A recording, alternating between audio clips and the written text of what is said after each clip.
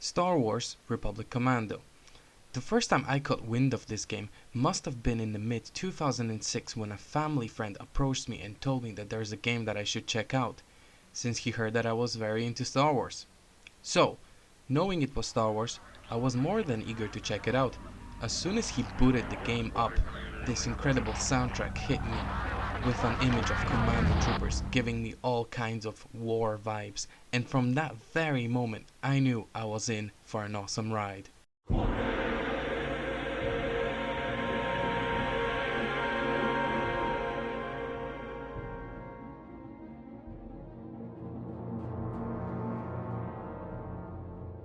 Actually, this game was a little too hard for me since I was not really a PC player.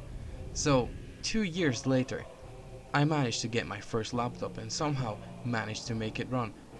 At the time, I did not play many shooter games apart from the first ever Battlefront. So, since I was able to play it properly and in my own time, it simply blew my mind. How did it do that, you may wonder?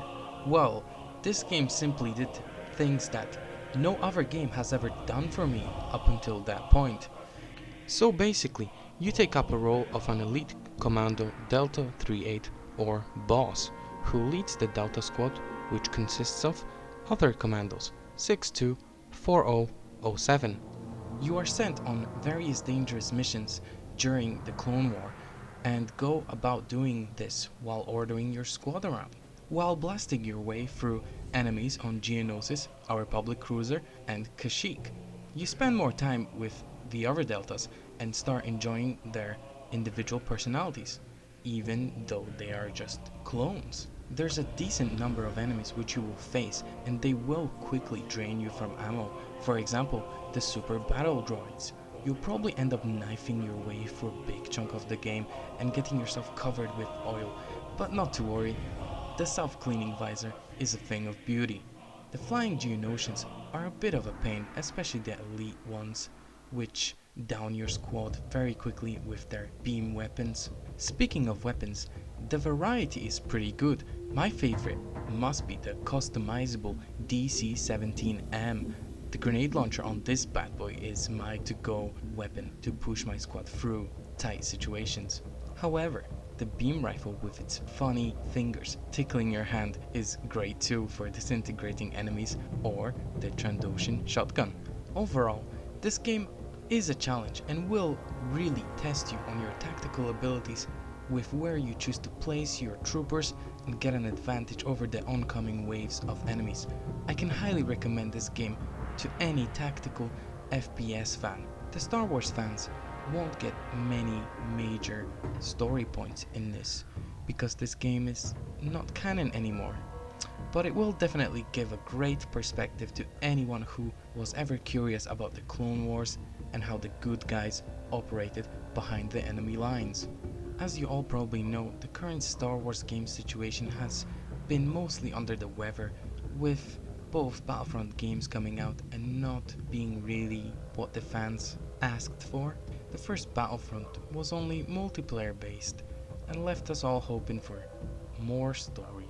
Then the loot boxes started in Battlefront 2 and we got a below average campaign. However, I feel that indeed Battlefront 2 has recovered quite well from the mess with all the free DLC we received, and the two recent games that we got actually ended up being pretty cool, with Dark Souls Fallen Order and Squadrons. So overall, I do think that the tide has started turning for the better for Star Wars games, but can't help to feel that it took a little too long for that to happen. Although I am happy to say that with Star Wars Republic Commando coming back, this game will definitely satisfy the OG fans and perhaps even more recent Star Wars fans. They will finally get a good taste of a very unique Star Wars shooter.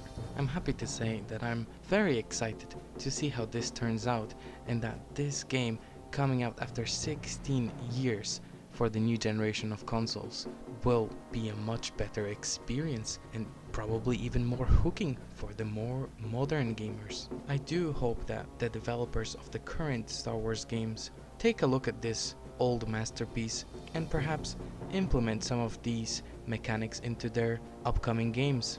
And we probably shouldn't expect a sequel to come out, but at least some sort of adaptation of some of these mechanics and the dark behind the lines vibes, which this game definitely gives off very well. Anyway, enough rambling about this game. Go check it out. It will be out on the 6th of April. If you stayed with me till the end of this first video, I humbly appreciate it and hope that you stick around for a few more things I cover in the future. Also, I will be streaming this game from Wednesday on my Twitch channel. The link will be in the description. Catch you all next time. LeftFlipper out.